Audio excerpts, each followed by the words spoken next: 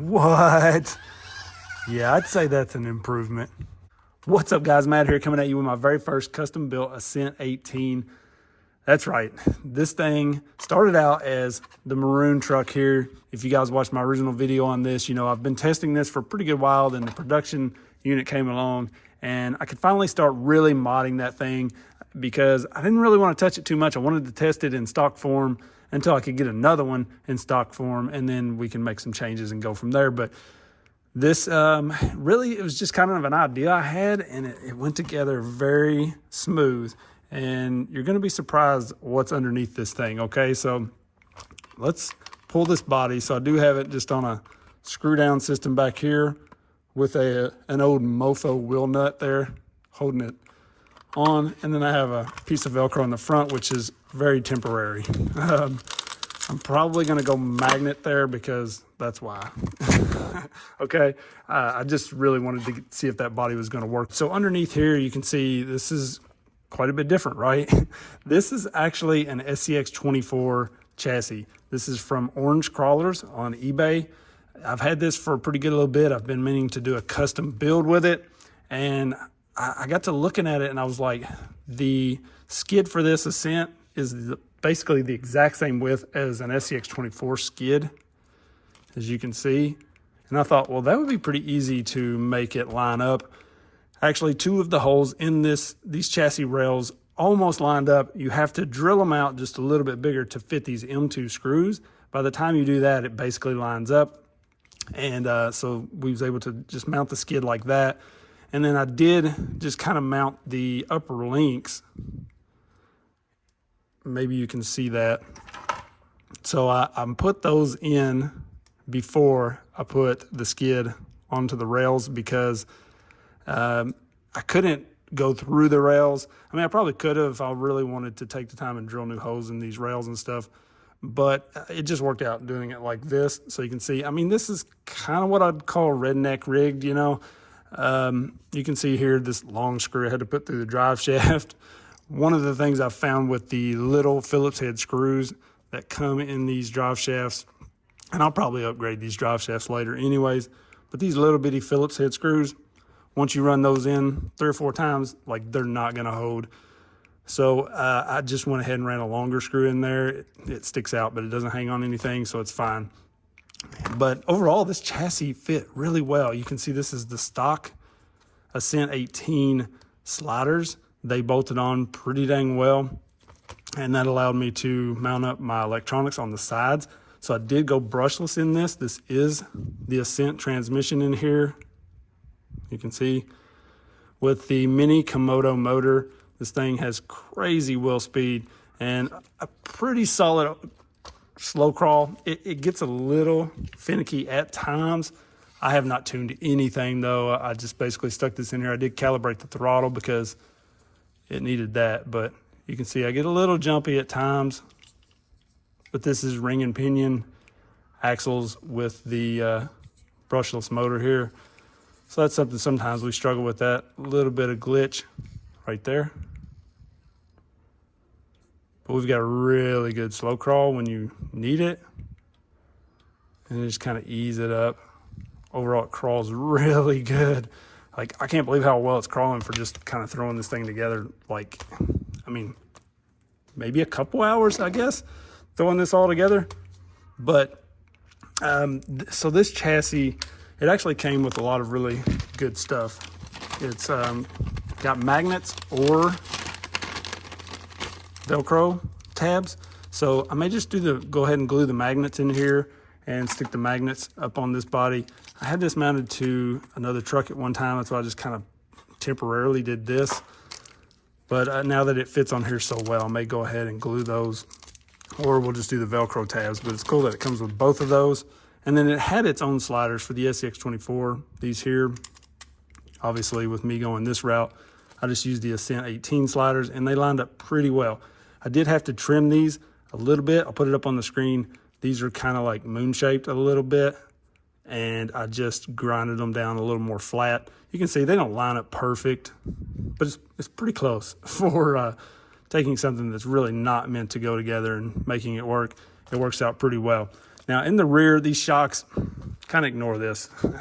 You know, it seems like it's working pretty good, so maybe I'll run this, but I've got to get a better drill bit. I broke my bit. I was gonna try to drill into this chassis, or the rails here. The way this thing is set up, it has these little things that go in here and gives you all of these shock mounting options. But for these longer shocks on the 18, that really wasn't gonna work well. I need to just design something or whatever that maybe screws into this hole and this hole and brings it up here. But then that's gonna be sticking up through my body. So we'll see how this works. I mean, right now it seems to work pretty well.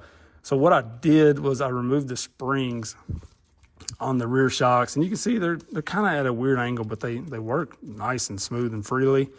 I did band them right here in the center because it would unload a lot before that. And now you can see it does pretty well. And it gives a lot of flex and travel. And that's with the front banded. I mean, I could unband these and get quite a bit more travel probably, but I like holding that front end down. It helps me on the inclines like you've seen there at the beginning. Now this truck, I had started doing the brass upgrades on this Ascent 18. So it has the brass diff cover, the brass inner and outer portal covers, the brass steering link, and it has the brass diff cover on the rear. But all of this together, I mean, yes, this is taking a $100 truck and probably throwing, this chassis is like 55 bucks. It's really not bad for the setup. And then you're all of this brass, you know, so this is more like a $300 truck at this point. Well, four, considering electronics. But it was just something I wanted to see if we could do very easily. And this one, I mean, it just worked out really well. I would say we could do this with a lot of different SCX24 chassis, but I mean, this one just seemed to work very easily. I did have to kind of make these holes slightly bigger for these shocks in the front, but props to their prints because it held up. You know, I made that hole slightly larger and ran this larger screw into it, and it didn't like crack or split the print wide open like a lot of times it will do. So that worked out well. You probably can't even see, but there is a glimpse of daylight between that motor and that front. It is just clearing. Now the way this Ascent skid is designed, when you're doing something like this, if you want to flip the whole thing around, you can rotate your transmission around and put the motor in the rear. That was something I started to do, but I thought if it'll fit, I could just put that motor forward, and it just barely worked out. But that's kind of up to you. You can't just take the transmission out and flip it because of the way the skid is like notched. You can't just flip it around. You have to rotate the whole skid. So if you want to do that, that's pretty easy to do. But guys, this thing worked out so easily, and it really, you know, I love this cliffhanger body on here, and it just worked out. I was so surprised that this worked out as well as it did. And of course, this body fits most anything well, especially when you're trying to get some travel. So I am super thrilled with this. I'm gonna have to get some run time with it. It's like pouring down rain today, so not gonna be really any running on here. I'll run it around the indoor course for a second, throw that up at the end.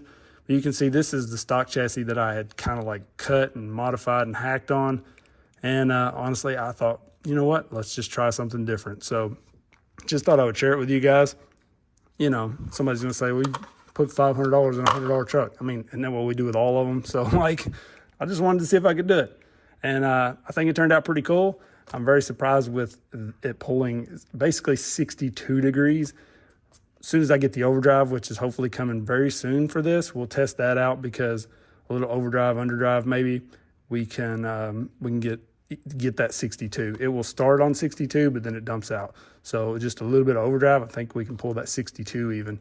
And that's pretty impressive for this thing, I think. So you guys let me know what you think about it. I'll throw some running in here, and I appreciate you guys watching. And just so you guys know, turn this on till it starts flashing. Grab your FMS remote, hold the bind button.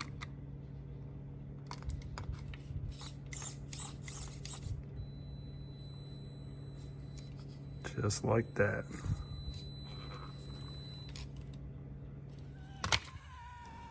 So the only thing about running the FMS transmitter with the stock setup in these is the drag brake don't work. Even flipping the dip switches, messing around, you just don't have any drag brake. So I'm not sure what's up with that. But you can see this thing pulled some pretty impressive lines. I was able to get out on the outdoor course for just a few minutes. It was like sprinkling rain while I was out here, so it was all wet and stuff. And then it came a flood. So not much run time with it, but I was excited to get this thing together and get out with it. And you can tell this thing's got a lot of belly clearance. It's got some really good flex to it, but it's still able to perform pretty well. So maybe I would stretch the rear end on this a little bit. I may play around with doing that. I think it's kind of a shorty type build, which is pretty cool, but it would definitely pull even better lines if it was just a tad bit longer. But you can see uphill and downhill, it does very well. I'll link this truck and the chassis that I used in the description. If you want to attempt this, I mean, it didn't take a whole lot of custom work. You will want an M2 screw set as well, which I'll throw in there also. But this climb right here was pretty impressive. I mean, getting up this, stock truck wouldn't do this at all, obviously. And then making this turn to the right in one swoop and like actually making the turn there. Most trucks wash out. If you guys watch the channel a lot, like, you kind of slide off to the left there.